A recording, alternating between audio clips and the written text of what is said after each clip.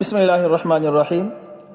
مسئلہ ہے کہ اگر کسی شخص کے ہاتھ پر ایلفی وغیرہ لگ جائے یا ایلفی کی طرح کوئی دوسری چیز لگ جائے اور ہاتھ کے ساتھ چپک جائے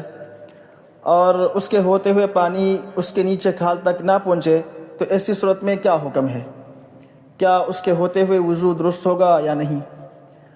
تو اس بارے میں یہ واضح رہے کہ وضو میں جن اعضاء کو دھونا ضروری ہے یعنی فرض ہے، جیسے چہرہ، ہاتھ، پاؤں،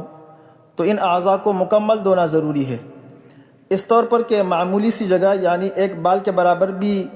کوئی جگہ خشک نہ رہے۔ اگر تھوڑی سی جگہ بھی خشک رہے اور اس تک پانی نہ پہنچے تو ایسی صورت میں وضو درست نہیں ہوگا، اور اس طرح وضو کرنے کے بعد نماز وغیرہ پڑھنا بھی جائز نہیں ہوگا۔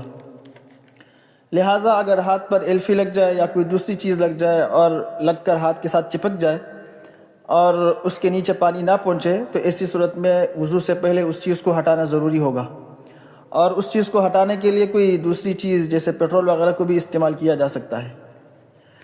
تاہم یہاں یہ مسئلہ واضح رہے کہ اگر ایلفی وغیرہ ایسی سخت لگی ہو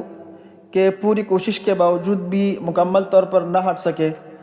اور مکمل طور پر ہٹانے کی کوشش کے نتیجے میں کھال اترنے یا وہاں پہ زخم بننے کا اندیشہ ہو تو ایسی صورت میں جس قدر ہٹ سکے اس قدر ہٹانا ضروری ہوگا۔